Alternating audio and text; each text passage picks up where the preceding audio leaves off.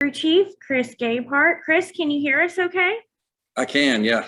All right. Congratulations on that victory. We appreciate you spending some time with us.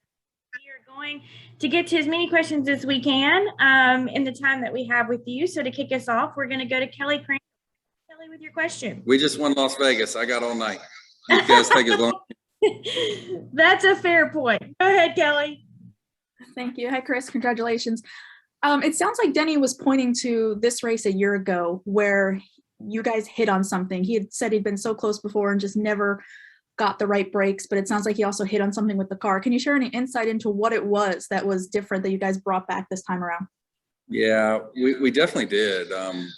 Vegas, reaching back to the spring race in 2020 was really kind of the last track that he and I hadn't hit on together. I just hadn't found exactly what we needed. And, it was definitely a struggle for us, excluding like Charlotte Road Course, those kind of things. It was kind of the meat and potato tracks. It was the last one that we just hadn't got a hold of. And then we come back in the fall with a game plan and, really worked on certain areas of simulation and things that I just really felt like we needed to be good at to be good here.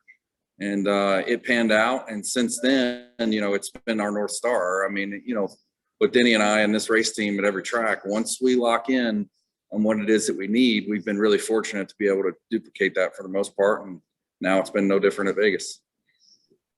2 wins in the first 4 races of the playoffs. How dangerous is this race team?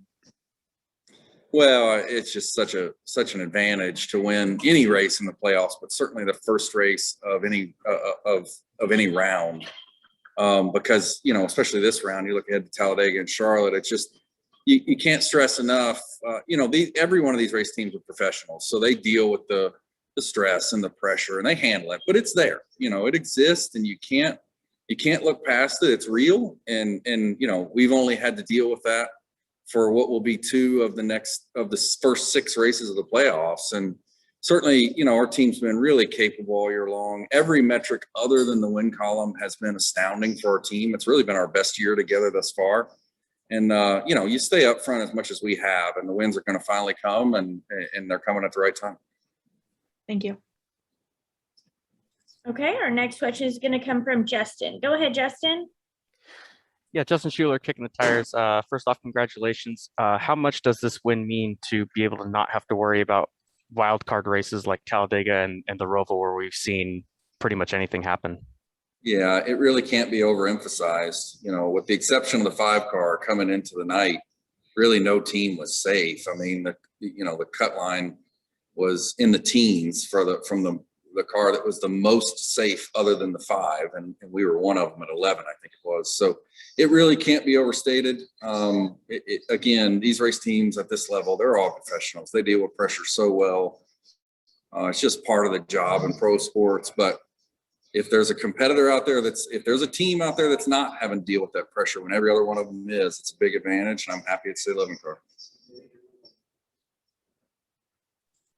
Okay, our next question will come from Davey Siegel. Go ahead, Davey. You said you're going to be up all night, so what's the party going to be like? I don't know if we're going to be up all night or not, but I guarantee I got enough energy to do it at the moment. I just can't think of a better place to win. The Southern 500 at Darlington was huge, but this was statistically Denny's worst racetrack, barring any short-term road course type stuff. And for us to be able to triumph here and do it consistently now. I mean, we had the best car here a year ago, had a really good car this spring, and certainly had a top 2 car tonight. It just shows what this race team's capable of, and I'm proud of it. Denny, what about you? What's the party going to be like? I can't hear. He's asking what your party in Las Vegas is going to be like. Denny, can you hear us now? Yep. Yeah, a little bit. Okay. Davey was asking what the party was going to be like after the win tonight. I can't tell you that. I'm debating 50-50 whether I'm staying or going. So we'll see. I'm not sure. I got to get the kids from school tomorrow, so I got to still somewhat be a little bit responsible. All right, and just a quick update for everyone on the Zoom here tonight. We are now joined by our race winning driver, Denny Hamlin, and our winning owner, Coach Gibbs, and we still have Chris Gabehart here as well for questions. So we're going to continue with questions. Please let us know who your question will be directed to. And to kick us off next, we'll go to Greg Engel. Go ahead. Hey, this is for Chris. I think you should stay. But Chris, the guys looked pretty good early on. I mean, they were on the top 4 spots at one point. When all those stops were happening and Denny came in and all that, and the Hendrick guys kind of stayed out there, did that give you a little pause, or are you just confident enough to know you were doing the right thing? Well, no, I was confident we were doing the right thing. It just was really at a very critical point in the stage where it wasn't obvious that it opened a window for everyone. But it turned out that that's the way it played out. But that was right at the edge of our fuel window. And after you run a few cautions, it was going to put us well within it. And, you know, it's rare when you can look to one singular point in the race and say that was the turning point in the race, but it really was. You know, those guys were strong. The Hendrick cars are always strong at these tracks. And, you know, that I'm not saying we weren't good. We were certainly capable, but that gave us the leg up that we needed to take control of the race. Thanks, pal. Congratulations. Enjoy it. Make Denny stay in park. Thanks. All right, our next question will come from Zach. Go ahead, Zach. Denny, this one's for you, kind of similar to what Chris was just talking about, but you know, Hendrick Motorsports has been praised as the team to beat on these 550 horsepower racetracks this season, and Gibbs ends up coming home 1-3-4 today. What does that say about where this organization is at on the mile-and-a-half tracks, and was this more a matter of performance over strategy? What was your take on how that all played out? Well, I thought through the summer months we made some gains on the 550 tracks, and really that's kind of been our bread and butter with our 11 FedEx team for the first 2 years of my relationship with Chris. So, you know, I think that we really put a lot of emphasis in the offseason trying to get better in the 750s. Chris knows I don't like this.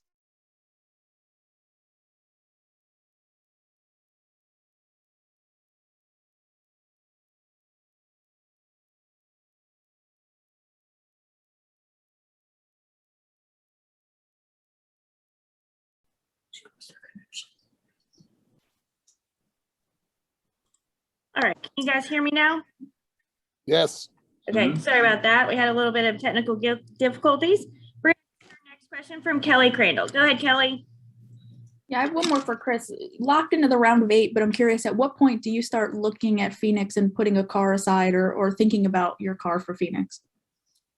Well, I think every major organization looks to Phoenix. You know, we're blessed to have a lot of, you know, capable people in our company that can multitask, I guess we'll say. But, you know, certainly when, you know, through the first 6 races, our team's only going to have only been stressed for 2 of them and are therefore able to take some of our focus, put it elsewhere. I mean, that's a huge advantage. It can't be understated. And, you know, I'm definitely looking forward to divvying up that time. I can tell you that. And Denny, you all have been adamant all year you guys can win races. The numbers have spoke for themselves, but 2 wins now in the first 4 races. How much more confidence does that just give you about this team and your chances to keep going deep into this postseason? Well, my crew chief would say I missed out on 2 more wins in the first round, so we should have won all of them. So I can't disagree. We probably should have won every race so far in the playoffs. I guess I've heard out there we've led a third of all the laps so far in the playoffs. So, I mean, we're good. We knew that, you know, this is what we're capable of, and really we've shown this all year long. It shows in laps led, top 5s, top 10s, but you know, for whatever reason, you know, whether it be bad luck or, you know, mistakes on our own, we haven't got all the bunches of wins that we've had in the past. So hopefully this is a start of a really good run. Okay, our next question will come from Bob Pockris. Go ahead, Bob.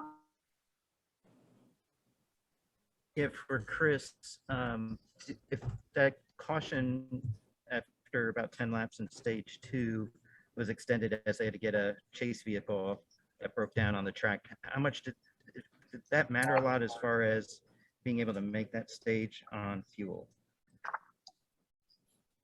Again, the caution fell right on the edge, and NASCAR opened the pit road really, really quickly. It didn't give the teams a lot of time to sort of think through the what ifs of it all. You really had to be ready with your call right away and go with gut instinct. And I think I only got the call to Denny once in the car, and I told him exactly why we needed to pit. And to be honest with you, the pit crew had to adjust on the fly. I mean, I told Denny we needed to pit for fuel. Pit road's open. We're coming down pit road, and I told the pit crew what we're doing. It just happened that fast. It really was the turning point of the race, and certainly the extra cautions, which you kind of got to know in the back of your mind, you're going to get them. It's not when you pit, but it's how many caution laps you're going to get after when you pit, and what that does to your fuel window, and just the way this worked out. There wasn't very much time at all to think through all that, but I was very confident it was the right call, or at least opened up options for us. And really where we were able to cash in was what played out. That was the stage going the rest of the way green, and man, I can't be happier that it did. For Denny, not sure if you've been asked, but do you feel like with the way you've run the last 4 races that you should be considered the favorite and not Larson for the title? I don't care. Nothing matters. You have to play the game. It doesn't matter who's the favorite. You have to play. And again, we were dominant last year. Harvick was dominant last year. He didn't even make the Final 4.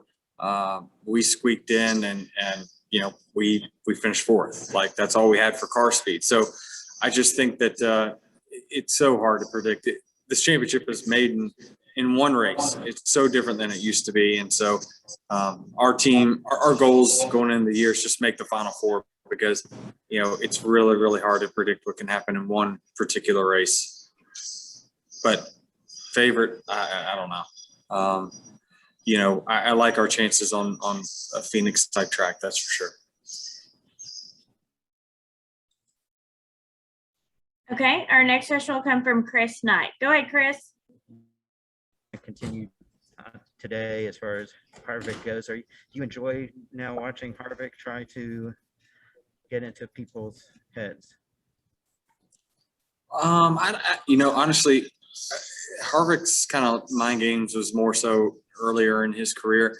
I think he was just generally pissed off last week and this week. So I just think he probably legitimately had a gripe. So I can't condone one way or another. But he had a gripe, and he voiced it. Thank you. Okay, our next question will go to Chris Knight. Go ahead, Chris. Hey, Denny, congratulations on the win tonight. I was just curious about Talladega next weekend. Do you play a little selfish game and try to go for as many stage points as you can get, or do you be the teammate role and try to help your teammates get further along into the round of 12 and prepare for hopefully the round of 8? We'll discuss that this week, but honestly, from my standpoint, it's a free pass to go there and try to lead every lap and win the race. So, I mean, last year we were so fortunate because we had a good first, a Las Vegas race. We had a lot of bonus points, so we were able to lay in the back the entire race, and we were 29th on the first, or 23rd or something on the first green white checkered, and won the race. So I don't know. That's a tough race to get through. There's always a lot of attrition, but again, it's another week where there's nothing to lose, all to gain. Thanks, Denny. All right, real fast. Is there any questions for Coach Gibbs before we let him go?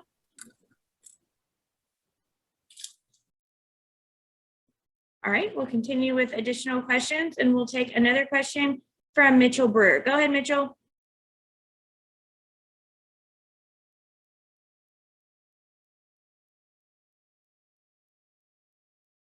The team has found a setup that has worked with my driving style, and I know that me and Chris really work hard on trying to shore up any deficiencies that we have, and I try to have, or I have as a driver. So I go to work on it, and the team goes to work on what they need to give me to go fast, and I try to give them the best information that I can, and they take that information, they put their brains together and they come up with something that works. And really the last 2 years, they've really, changed the game for me at this racetrack. And again, it's just, it means a lot to cross off Las Vegas is a track that we won at now.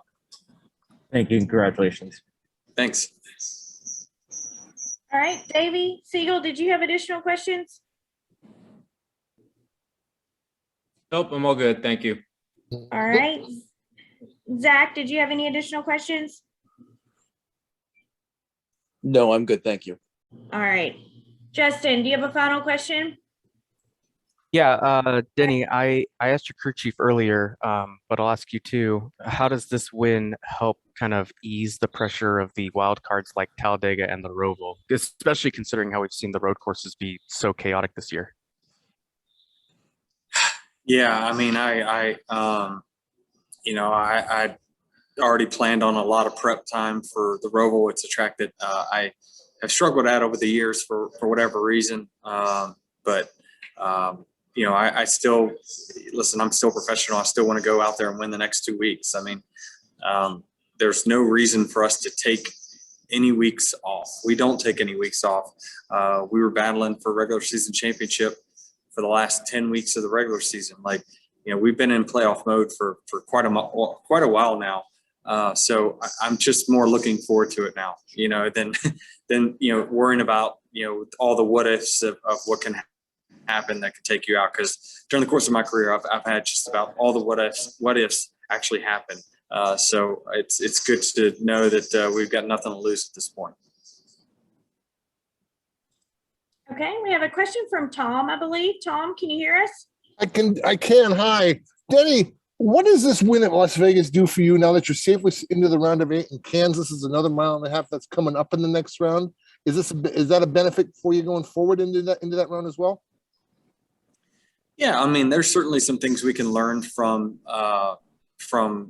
Kansas or from this racetrack that we can take to Kansas, and I'm sure we'll study this racetrack quite a bit and figure out, still how we could be better than what we are and apply those things towards Kansas. So certainly there's a lot of parallels that you can draw between the two. So it's very encouraging from my standpoint. Good luck, bud. Go get them. Thanks. All right, Denny, congratulations again on the win and essentially punching your ticket into the next round of the NASCAR playoffs. We appreciate you spending some time with us this evening and wish you the best of luck next week in Talladega. All right. Thank you.